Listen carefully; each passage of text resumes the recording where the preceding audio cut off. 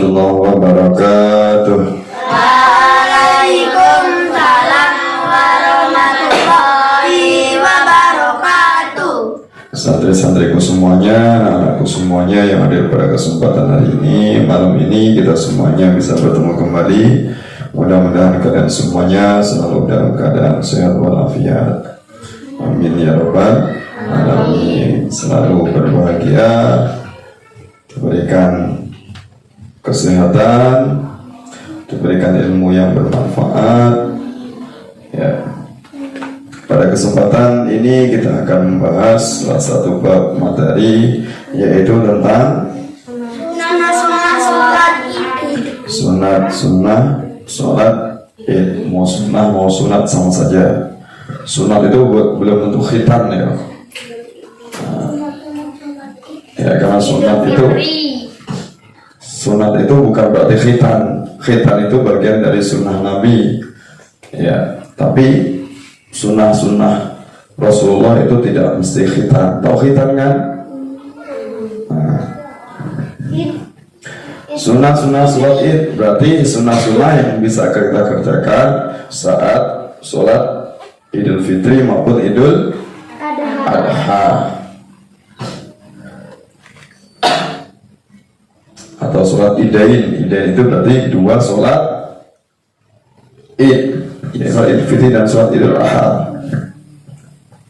Nah, sunnah ini artinya dikerjakan mendapatkan pahala. Kalau tidak kita kerjakan, tidak mendapat dosa. Tidak berdosa.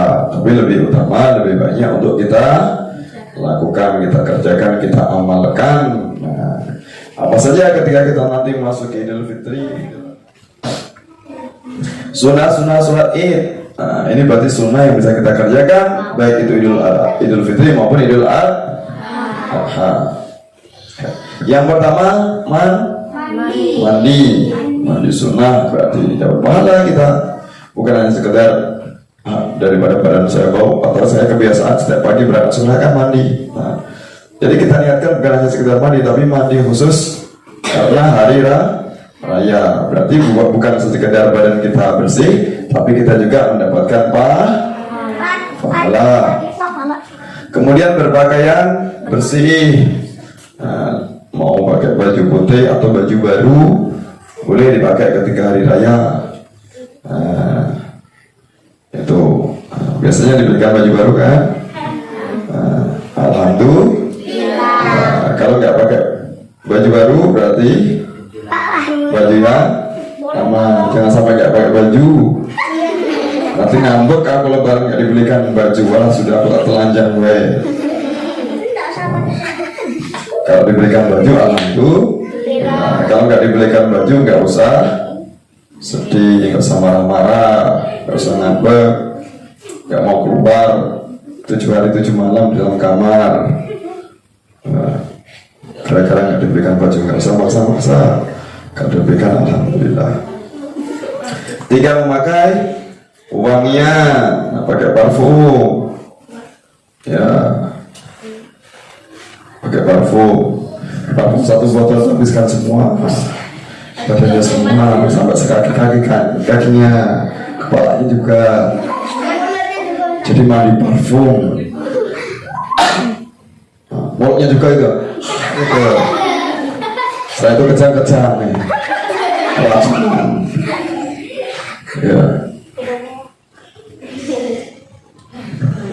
Ya secukupnya saja, biar sampai nanti ketemu orang itu nggak mabuk, kok keringatnya busuk, minta ampun.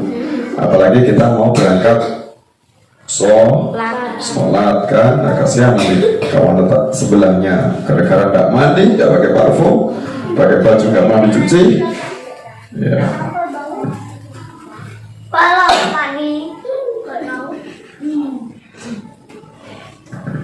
Kemudian yang berikutnya 4, makan sebelum sholat Idul Fitri dan tidak makan sebelum sholat Idul Adha. Nah, ini sunnahnya.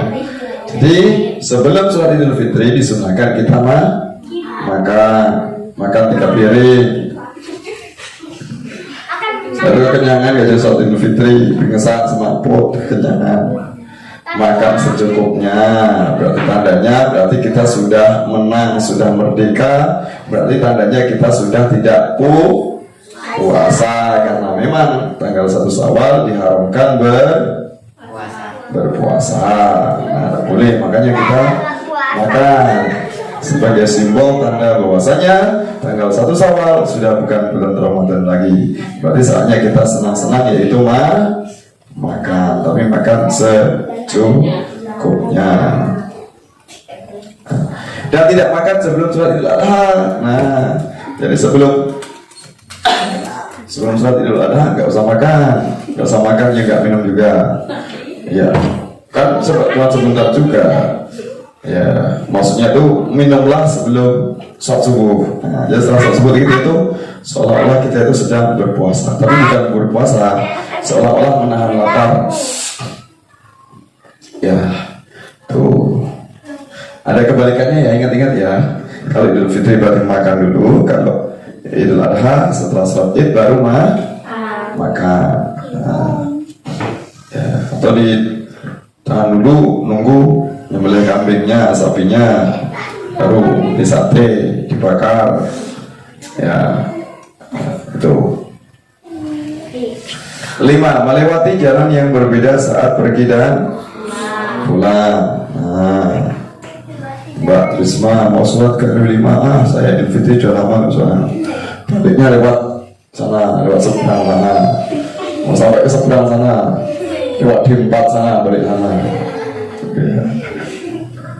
Kejauhan ya. Maksudnya itu ya muter saja. Yang penting nggak lewat itu tadi. Kalau lewat itu tadi bagaimana, ya nggak berdosa, ya nggak apa-apa. Cuma sunnahnya dapat pahala kita melewati jalur yang berbeda. Ya, sambil memperbanyak takbir.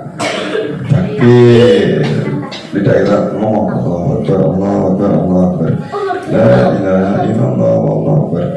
Terus dibaca seperti itu. Enggak harus di masjid takbiran itu kan. Takbir itu artinya mengucapkan lafaz takbir. Lafaz takbir itu Allahu Akbar. Takbir itu Allahu Akbar. Artinya Allah Maha Besar. Nah, tuh, jadi memperbanyak bibir kita mengucapkan takbir, mengagungkan Allah, karena kita sudah merdeka, menang dari melawan hawa nafsu selama 1 bulan penuh, yaitu berpuasa. Ya, tuh, melewati jalan yang berbeda saat pergi dan pulang. 6. Sholat Id berjamaah sama-sama. Lebih utamanya di masjid. Masjidnya nggak tertampung, sama-sama di lapangan. Nah, yang muat jadi satu desa kapan mengadakan sholat Id di lapangan biar muat semuanya, bagus. Alhamdulillah. Tapi kalau misalnya musim penghujan, ya biar nggak repot, biar lebih suci di masjid. Nah, itu. Kalau bagaimana kalau belum punya masjid, sebuah tempat di desa tertentu, di desa terpencil tapi nggak ada masjid, ya sudah di lapangan. Ya, di mana saja boleh. Ya, tuh. Takbir 7 kali pada rakaat pertama dan 5 kali pada rakaat kedua. Ini sunnah. Nah, imam itu kan takbir kan 7 kali kan. Pertama takbiratul ihram ini wajib hukumnya. Setelah sunata Idul Fitri, pengata ini imam lillahi ta'ala, imam.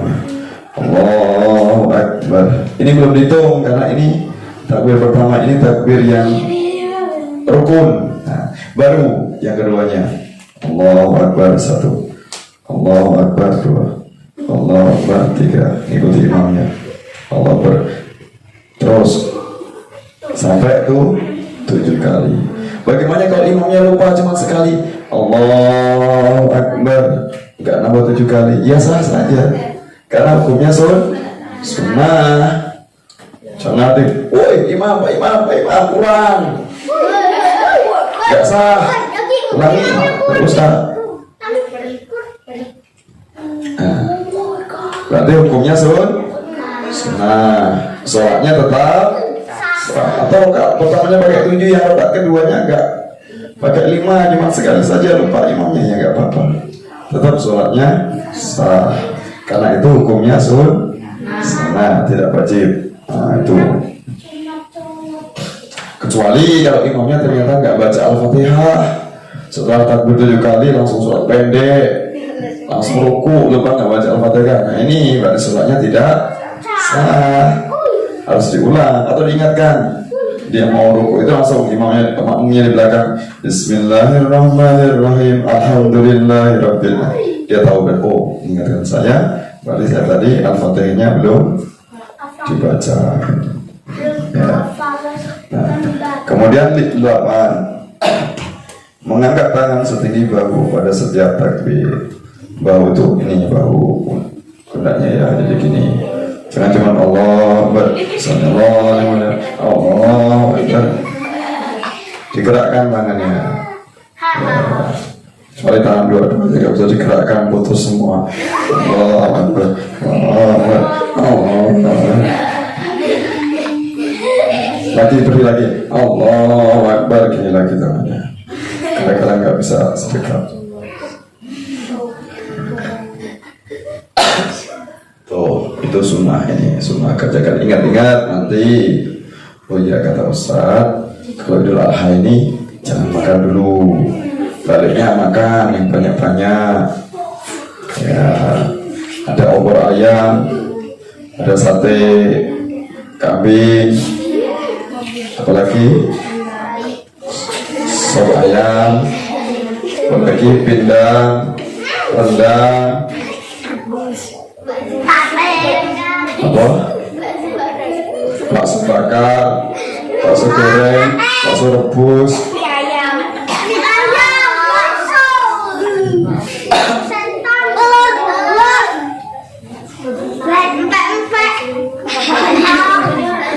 ya boleh baik-baik juga ya. 9. Membaca tasbih 7 kali pada rakaat pertama dan 5 kali pada rakaat kedua. Di saat setelah takbir pertama, imam Allahu Akbar. Nanti kan imam kan takbir lagi 7 kali ya. Kita ngikuti Allahu Akbar. Nah saat itulah ketika kita di sela-sela takbir itu membaca tasbih. Subhanallah wa la ilaha illallah Allahu Akbar, subhanallah wa la ilaha illallah Allahu Akbar, Allahu Akbar, subhanallah walhamdulillah. Kalau nggak kekejar bagaimana imamnya cepat? Allahu Akbar, subhanallah, Allahu Akbar, subhanallah, Allahu Akbar, subhanallah. Iya, itu sudah sah hukumnya. Jadi takbirnya 7 kali tadi sunnah hukumnya, membaca tasbih juga sunnah hukumnya. Kita diam saja bagaimana cuma ikut Allah berarti ya tetap sah. Tapi lebih utamanya membaca tasbih yang singkat adalah subhanallah, yang lengkapnya subhanallah, walhamdulillah, la ilallah, wallahu akbar, wala haula wala quwwata illa billah. 10. Membaca surat Qaf atau surat Al-A'la. Al-A'la itu sambil isma rabbikal a'la pada rakaat pertama, dan surat Al-Qamar atau surat Al-Ghasyiyah pada rakaat kedua. Itu sunnahnya. Kalau imamnya hafal yang ini agak panjang. Ini agak panjang. Tidak bisa yang Al-A'la sambil isma rabbikal a'la atau hal ataka haditsul Ghasyiyah surat Al-Ghasyiyah. Kalau bagaimana kalau imamnya nggak hafal ini, terserah surat apa saja. Al-Kafirun boleh. Kemudian yang kedua rakaatnya pakai surat Al-Ikhlas atau surat yang lain, pakai surat Al-Alaq, surat Al-Qari'ah, surat Al-Insyirah, ya, surat Al-Balad, surat Al-Lail, surat Asy-Syams.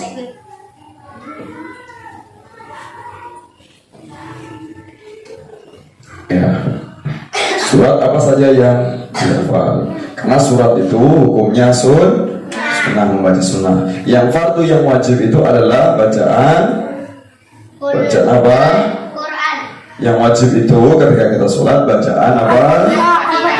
Surat Al-Fatihah. Ya, itu harus dibaca dalam setiap rakaat. Kalau nggak dibaca otomatis pasti sholatnya tidak sah. Tapi kan imamnya sudah membaca Al-Fatihah. Iya, kamu baca sendiri, gantian caranya. Imam baca Al-Fatihah, kamu jangan bareng mengikuti. Kalau ada orang membaca Al-Quran, kan Al-Fatihah itu bagian dari surat Al-Quran. Berarti kita dengarkan.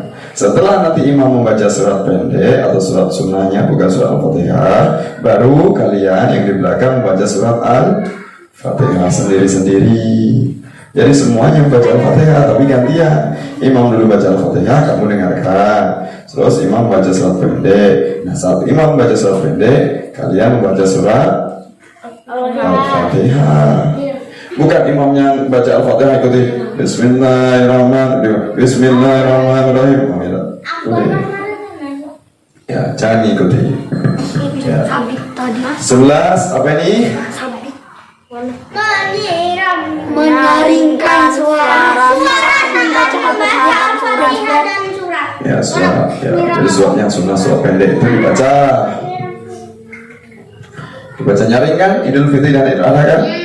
Ya, dibaca keras. Nah, berarti yang belakang, kalau dibaca keras yang belakang berarti mendengarkan. Nah, itu 12 membaca 2 khutbah setelah sholat. Berarti hukumnya sunnah membaca khutbah itu, tapi bukan khutbah hari Jumat ya. Kalau khutbah hari Jumat itu hukumnya wajib. Kalau nggak ada khutbahnya, hanya sholat saja, maka sholat Jumatnya tidak sah. Bedanya khutbah Idul Fitri, Idul Adha dengan sholat Jumat. Kalau sholat Jumat itu khutbah dulu baru sholat.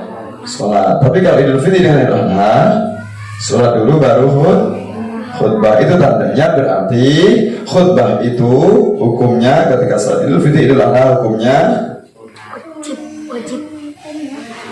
Idul Adha dan Idul Fitri khutbah itu hukumnya sunnah. Berarti kalau sholat Idul Fitri aja nggak pakai khutbah bagaimana? Ya sah.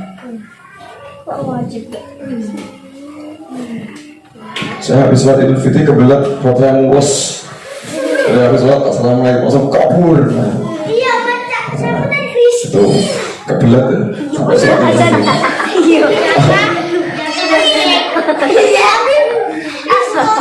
Kalau sholat nggak mendengarkan, ya tetap sah. Tapi lebih utamanya jangan langsung pulang, kita mendengarkan khutbah sampai selesai biar punya tambah ilmu. Nah, kemudian yang ke-13 memperbanyak takbir sebanyak-banyaknya, ya bukan hanya di masjid, di rumah juga gitu. Allahu Akbar, Allahu Akbar, Allahu Akbar, la ilaha illallah, Allahu Akbar, Allahu Akbar, walillahil hamd, Allahu Akbar, Allahu Akbar, Allahu Akbar, la ilaha terus baca.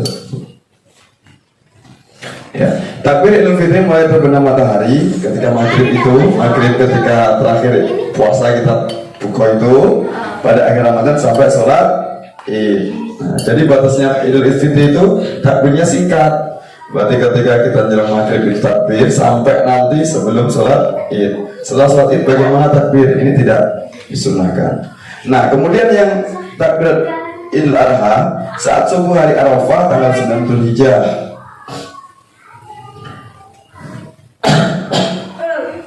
Idul Adha itu tanggal berapa sih sebenarnya? 12. Berapa tanggal berapa Dzulhijjah? Yang diharamkan kita berpuasa itu kan bulan Dzulhijjah saat kita lebaran haji. Nah, lebaran hajinya itu tanggal berapa Dzulhijjah? Tanggal 10. Nah, inilah kita namanya lebaran haji atau sholat Idul Adha. Nah, 9 ini disunahkan berpuasa. Namanya puasa Arafah. Ya, namanya puasa Arafah. Kemudian ada tanggal 11, tanggal 12, tanggal 13. Nah, 3 hari ini disebut dengan hari Tasyrik. Tasyrik itu tanggal dilarang kita berpuasa. Berarti dilarang, diharamkan berpuasa ketika lebaran haji, yaitu sejak tanggal 10, tanggal 11, 12, dan 13. Nah, tanggal 13 Dzulhijjah. Nah, hari rayanya kita nyembelih kambing atau kita sholat ini, nah Idul Adha itu tanggal 10, 11, 12, 13 namanya hari Tasyrik. Nah, hari Tasyrik maksudnya ini waktu kita menyembelih kurban kalau misalnya kurbannya banyak.